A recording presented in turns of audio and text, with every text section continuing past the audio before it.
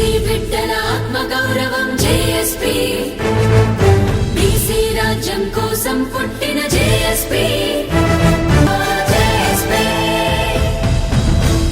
చిరంజీవి గారు మంచి సజెషన్ ఇచ్చిండు. ఎందుకంటే ఆయన ఐఏఎస్ ఆఫీసర్, ఐఏఎస్ లో ఏం జరుగుతుంది గవర్నమెంట్ లో ఆయనకు తెలిసిపోయింది. నిజం చెప్తున్నా, మాకు కూడా లేట్ గా తెలిసింది. ఫస్ట్ సర్ల పెట్టిండ్రు, సర్ల పేరు లేదు ఓబీసీ. ఇప్పుడు సెన్సస్ లో కూడా లేదు రాబాయ్ మన పేరు.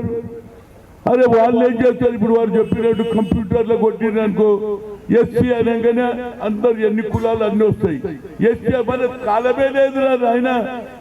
ఇంత అన్యాయం అరవై నరేంద్ర మోడీ, నువ్వే ఓబీసీ అంటావు, 3 సార్లు గెలిచినావు, మాకెందుకు నోట్లే మట్టి కొడుతున్నావు? ఒక్క నాయకుడు ఆయన రాహుల్ గాంధీ కన్యాకుమారి కలిసి నడిచినప్పుడు ఎస్సీ ఎస్టీలకే అన్యాయం కాదు, ఓబీసీలకు కూడా అన్యాయం జరిగిందనే ఉద్దేశంతో ఆయన అన్నాడు, we come to the power will conduct caste wise census.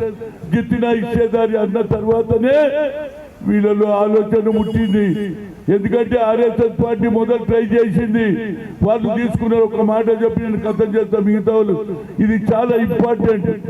ఏది అగ్ర కులాల్లో 10% రిజర్వేషన్ పార్లమెంట్ లో పెడితే మేము అబ్జెక్షన్ చేయలే. మీరు ఇప్పుడేం చేస్తున్నారు, కోర్టుల కేసు వేసిండ్రు, రిజర్వేషన్ ఇవ్వద్దు బీసీలకు, కులగానే జరగొద్దన్నారు.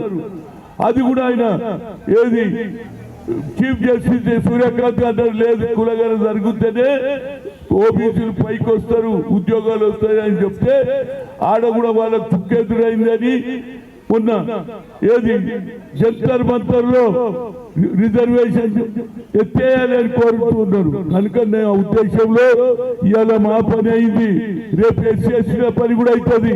80 ఏళ్ళు మీరు ఎంజాయ్ చేసిన, ఇంకా మీకు ఎందుకంటే ఏం చేస్తావు?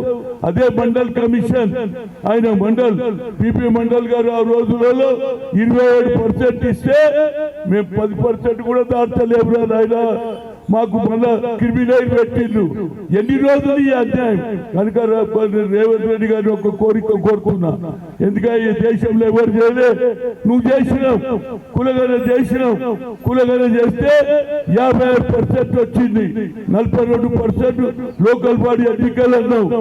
నీకు అదే విధంగా ఢిల్లీ దానికి వచ్చినావు, ఢిల్లీలో కూడా ధర్నా చేసినావు. కనుక ఈ ఇష్యూ కూడా మీ శాసనసభ్యులు అందరూ కూడా ప్రతి జిల్లాలలో మీటింగ్ పెట్టాలి.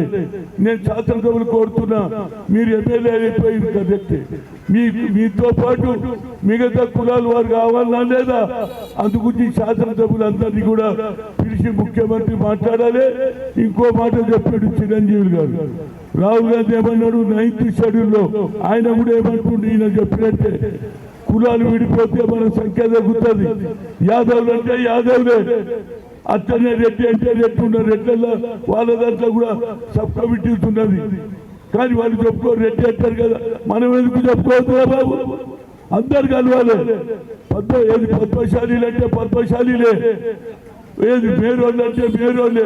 మళ్ళీ అట్లా సబ్ కమిటీ పెడితే మన సంఖ్య తగ్గుతుంది. దయచేసి నేను ఇంకెక్కువ చెప్పకూడదు, ఎందుకంటే ఇప్పటికే చాలా మంది నాయకులు ఉన్నారు, మాట్లాడతారు. కానీ ప్రతి ఒక్కరు తెచ్చుకున్నారు.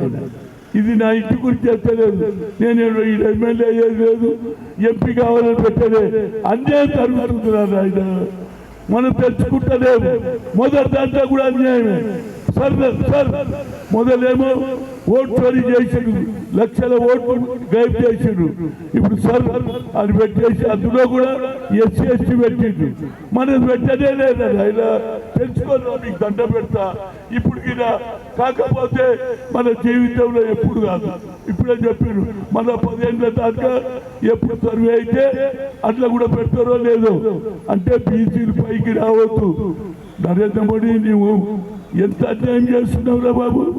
నువ్వు ప్రధానమంత్రి అయితే మేమందరం సరే ఫస్ట్ టైం హిందుస్థాన్ కా ప్రధానమంత్రి ఓబీసీ అన్నావు, నువ్వే మా నోట్లే మట్టి కొడుతున్నావు. ఆర్ఎస్ఎస్ వాళ్ళ పని ఏంటి? ఈ దేశంలో రాముని వాడుకునేది, రాముని తర్వాత ఓట్లు తీసుకుంటుంది. అయోధ్యలో రాముడు కడితే ఆడ కూడా ఉండి పైసలు తింటున్నావు, బంగారం తింటున్నావు, భక్తులు వేసిన పైసలు తింటున్నావు. ఇక్కడ మోసం, దేవుని కూడా మోసం చేస్తున్నారు. కనుక మీరందరూ తెలుసుకొని అప్పుడే మా ముఖ్యమంత్రి గారు కూడా కొంత చొరవ తీసుకోవాలి, శాసనసభలకు చెప్పాలి, అన్ని జిల్లాలో మీటింగ్ పెట్టాలి.